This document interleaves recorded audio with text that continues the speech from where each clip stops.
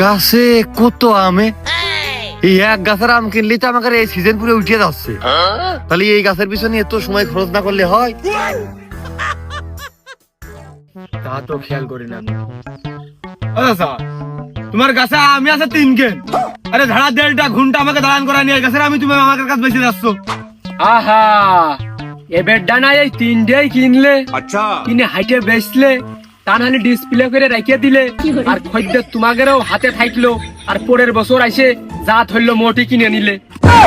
তুই মাঠে নামে গেলি থেমে, ও তুই মাঠে নামে গেলি থেমে, একটা গাছে 3 কেন আম হয়েছে, নিজে জানের দেহত দিলে হয়, একখান নিজে খেলে একখান পাখিতে খেলে একখান আমাকে দিলে, এটা আমাকে কিনে নিতে হবে। আচ্ছা ওটা কেন মনে দেখ ভাইস্তে, না জাইনে শুনে এই আমের নাম যেন হুট করে কইয়ে ফেলিস নেই। এ আমার বাইরের দেশের তে নিয়ে এসে লাগানো, এ তুগার এলাকায় নেই। এই দেখ কি সিস্টেম, দেখ এক কোলে আম ধরে রয়েছে আর এক কোলে বল, তার মানে এটা 14 মাসে। না, তা আমরা দেখতে একটু ভিন্ন চেহারায় আছে, অন্যরকমই নতুনই। তাই বলে মাস আবার 2 কেন বাইল 12 14 হয়ে গেল, বইল হয়েছে, আবার এখন গাছে আমও রয়েছে, আমের আবার বিভিন্ন সাইজ। বাহ, তো বাম্পার ফলনের জিনিস। তা চাচা, এ কোন জাতের আম গো বাবু?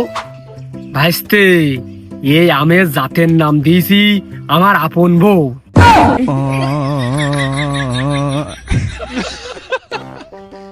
আমের জাতের নাম যদি তুমি আপন বউ দাও, তাহলে তোমার বোন নাম তুমি কি দিয়েছো? হ্যাঁ, তার নাম আমি দিইনি ভাইস্তে, তার নাম তার জন্মের সময় তার বাপ মা আকিকা দিয়ে সেট করে দিয়েছে, ওইটাই চলতেছে। আহ, সেও ভালো। তা আমের জাতের নাম আপন বউ, মানে এই নামকরণের সাথে তোমার এই আমের নামকরণের ইতিহাসটা যদি আমাকে একটু উল্লেখ করে তুলে ধরতে। এই আম গাছটা হচ্ছে তোমার আপন বউর মতোই। ধরো তুমি বিয়ে করলে, তোমার আপন বউ হইল, 12 মাস কালই তোমার সার্ভিস দেবে, তুমি যে কোন ইচ্ছা জেনে সেনে নিয়ে যেতে পারবা, ঘুরতে পারবা, মানে 12 মাস কালই তোমার সাথেই থাকবে।